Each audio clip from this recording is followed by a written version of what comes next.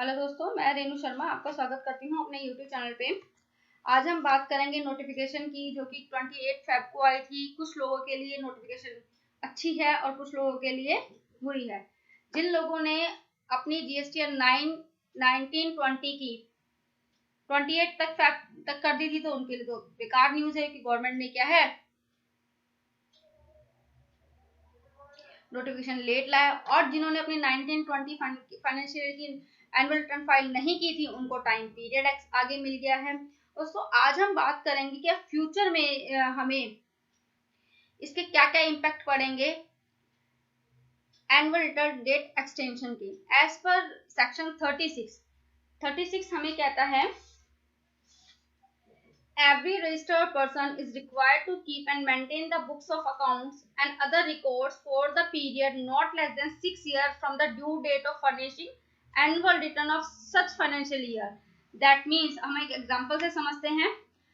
अगर हमारी 2017-18 की जो डेट थी, ड्यू डेट थी एनुअल रिटर्न फाइल करने की, वो थी 31/12/2018, तो हमें इसके बुक्स ऑफ अकाउंट्स कब तक मेंटेन करके रखने थे?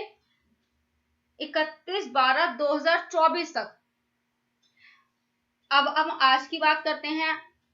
अब 1920 की जो एनुअल रिटर्न की जो रिटर्न हमें फाइल करनी है, वो 31 मार्च 2021 तक करनी है। तो इसके अकॉर्डिंग हमें अपनी कब तक अपने रिकॉर्ड्स को मेंटेन करना होगा? 2027 तक हमें इसके रिकॉर्ड्स को मेंटेन करके रखना होगा। तो ये टाइम पीरियड भी एक्सटेंड हो गया। अगर हम बात करें डिपार्टमेंट की, तो डिपार्टमेंट को भी टाइम मिल गया। As per section 73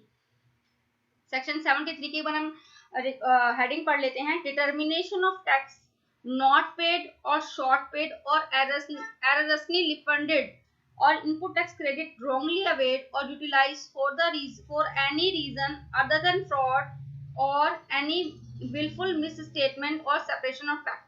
section 73(10) section 10 हमें कहता है, the proper officer shall issue the order under subsection 9 within the period of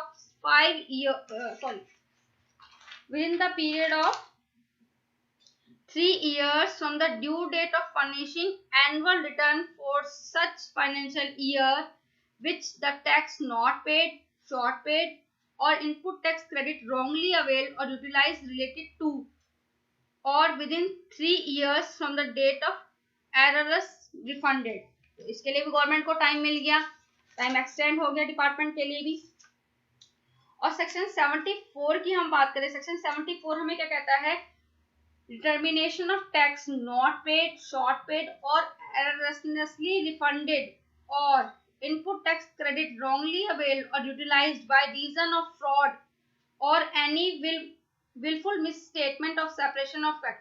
अगर किसी ने जानबूझकर फ्रॉड करने की इंटेंशन से अपना जो है इनपुट टैक्स क्रेडिट अवेल्ड किया है, तो डिपार्टमेंट अब क्या कर सकती है? उसका भी टाइम एक्सटेंड हो गया।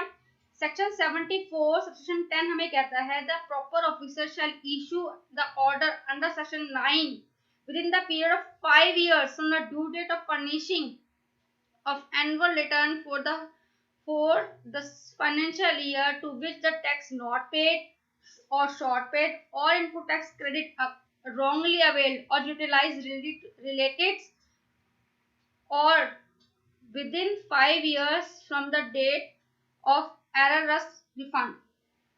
तो दोस्तों, इस हिसाब से अब डिपार्टमेंट को भी टाइम मिल गया है।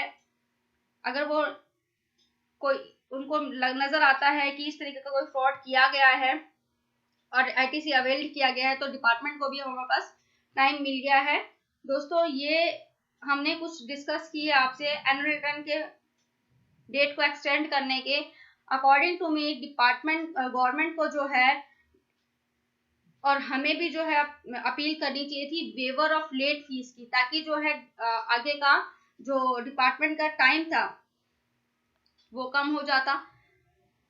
अब इस हिसाब से डिपार्टमेंट को भी टाइम मिल गया है, क्योंकि हमारी एनुअल रिटर्न जो है उसकी भी डेट एक्सटेंड कर दी गई है। अब डिपार्टमेंट भी हमारे जो है जो नोटिस इशू कर पाएगा अंडर सेक्शन 73 या 74, तो उसके लिए भी उन्हें टाइम मिल गया। तो दोस्तों अगर आपको मेरी वीडियो अच्छी लगी तो प्लीज़ लाइक कीजिए, शेयर कीजिए, मेरे चैनल को सब्सक्राइब कीजिए। Thank you for watching.